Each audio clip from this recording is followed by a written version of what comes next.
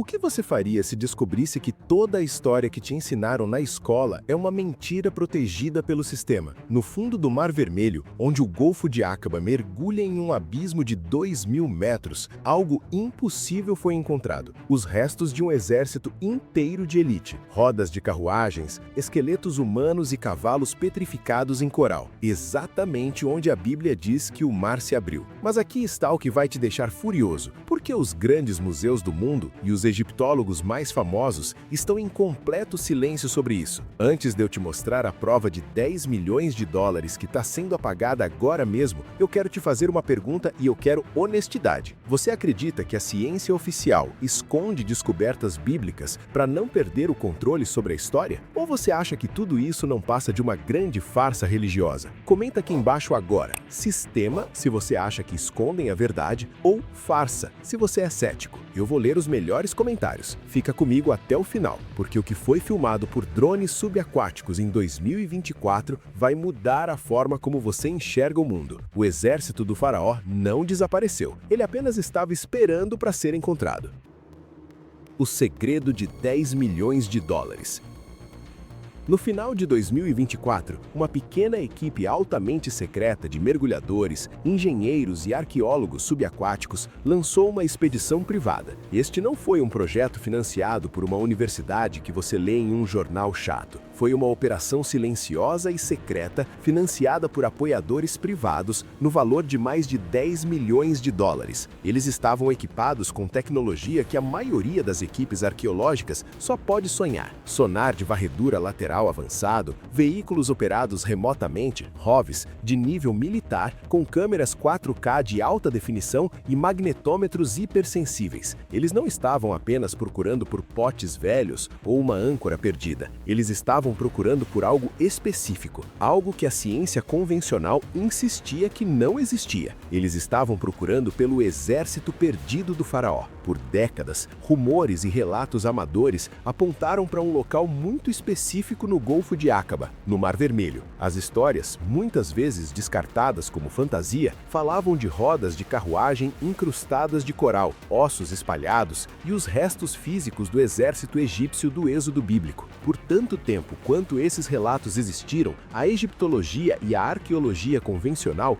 riram dessas afirmações. Eles chamavam isso de pseudociência, uma farsa religiosa e pensamento positivo. Mas esta nova equipe tinha um mapa. Era um mapa baseado naquelas antigas e ridicularizadas afirmações. E eles tinham a tecnologia para ver o que ninguém mais conseguia, ou talvez o que ninguém mais queria ver. Eles começaram a busca em uma grid ampla. Por dias, o sonar pulsou nas profundezas, varrendo o leito marinho. Então, o operador do sonar viu anomalias estranhas e simétricas em sua tela. Essas formas não eram formações rochosas naturais. Eram redondas, precisas e, o mais arrepiante, estavam dispostas em uma trilha longa e linear. A equipe ficou atônita. As formas pareciam exatamente como rodas, centenas delas. Eles implantaram o ROV, um pequeno robô submarino, enviando-o para as águas escuras e frias, centenas de metros abaixo da superfície. As luzes de alta potência do submarino cortaram a escuridão. No início não havia nada além de areia e rocha. E então,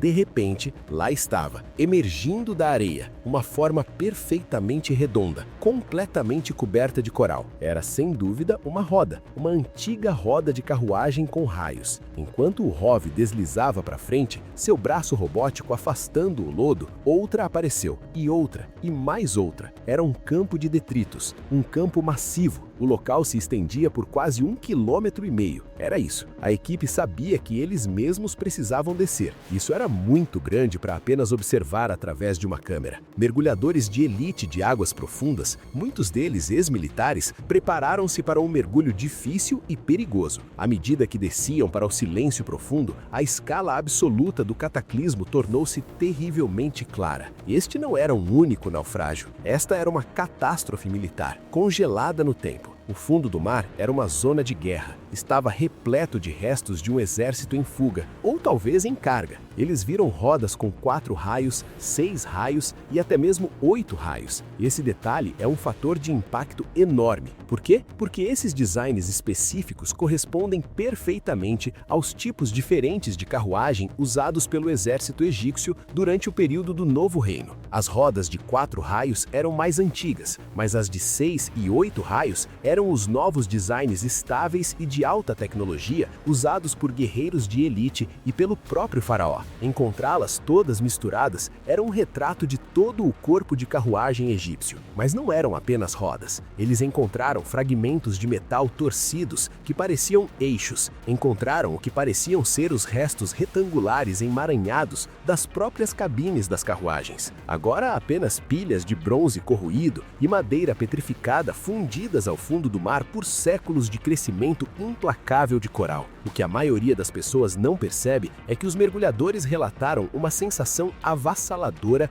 e estranha de pavor. Eles estavam nadando através de um cemitério subaquático e então encontraram os ossos, emaranhados nos detritos das carruagens, exatamente como os antigos relatos afirmavam, estavam fragmentos de ossos, centenas, possivelmente milhares deles. Alguns eram claramente animais, crânios, costelas e fêmures de cavalos, exatamente onde estariam se ainda estivessem atrelados às carruagens, mas outros eram inequivocamente humanos, colunas vertebrais, ossos pélvicos e fragmentos de crânio, todos misturados em uma confusão caótica e terrível. Isso não era apenas um descarte de equipamentos. Este era o local de descanso final aquático de centenas, talvez milhares de soldados de elite e seus animais que pereceram em um único evento súbito e violento. A parte louca é que um dos mergulhadores, passando uma luz de alta potência sobre um monte de coral, captou um brilho fraco e não natural. Sob a crusta, algo estava brilhando, um brilho dourado opaco e inconfundível. Isso correspondia à claim mais incrível e mais descartada de todas, que entre os detritos do exército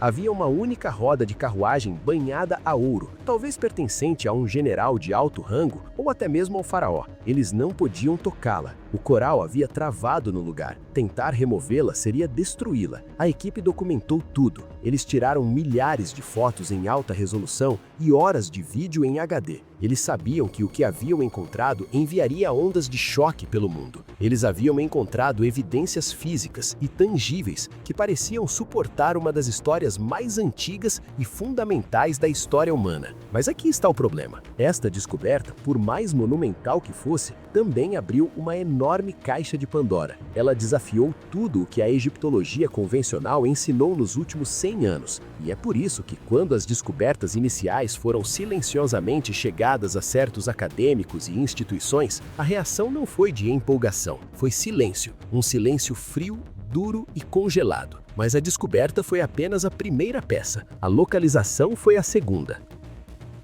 A ponte no fundo do mar.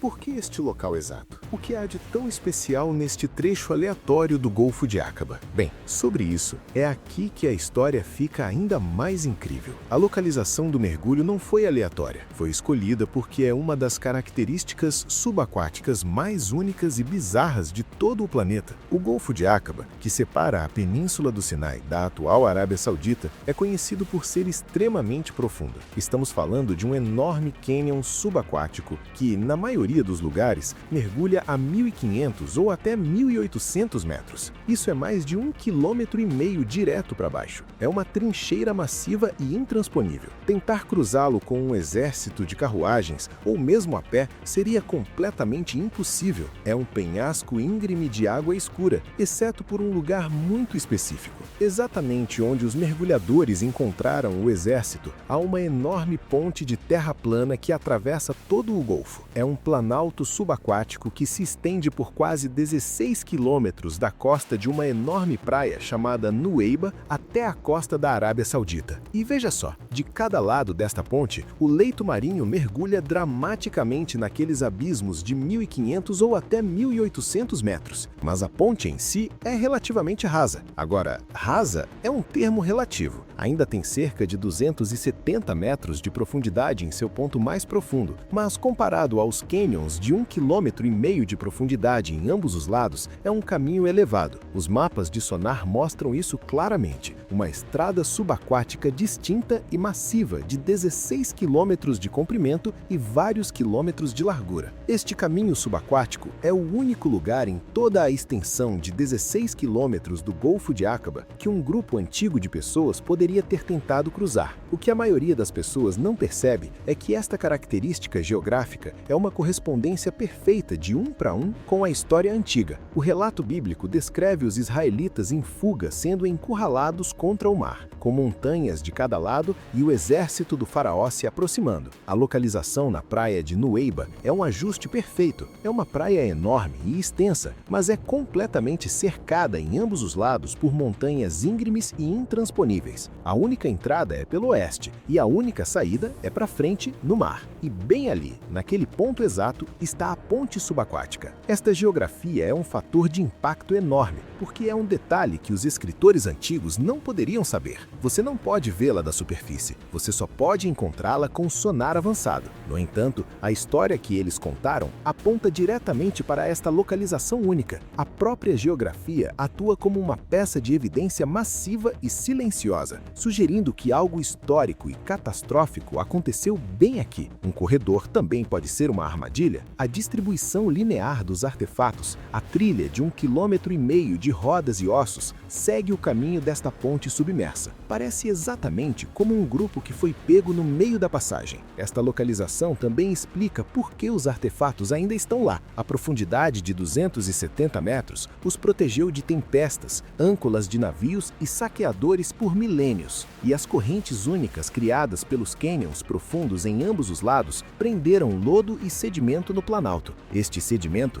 lentamente enterrou os artefatos. E claro, a água morna e clara é perfeita para o crescimento de coral. O coral agiu como um concreto natural. Ele cresceu nas superfícies duras e sólidas das carruagens, a madeira, o bronze, o couro. Ao longo de milhares de anos, a madeira apodreceu e o metal corroeu, mas o coral manteve sua forma. Os mergulhadores não estavam apenas encontrando rodas, eles estavam encontrando corais em forma de roda. Eles são essencialmente fósseis de carruagens. Sem esta geografia e biologia específicas, quaisquer restos teriam sido espalhados e dissolvidos em nada séculos atrás. Esta ponte de terra, esta travessia perfeita, também explica a escala da descoberta. Um exército inteiro com centenas de carruagens, cavalos e soldados forçados a este estreito gargalo de 16 quilômetros estaria completa e totalmente vulnerável. Quando o desastre aconteceu, não houve escapatória. Eles não podiam ir para a esquerda, não podiam ir para a direita, estavam presos. Este gargalo trágico explica a concentração massiva de artefatos. É um testemunho silencioso, subaquático, de um evento catastrófico. O fato de este terreno ser tão único também ajuda a desmascarar um dos principais argumentos céticos. Os críticos costumam dizer: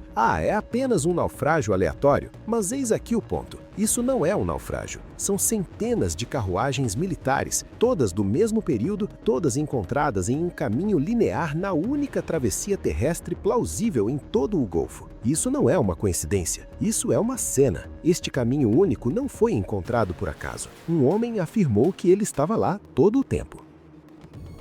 A reabilitação de um louco.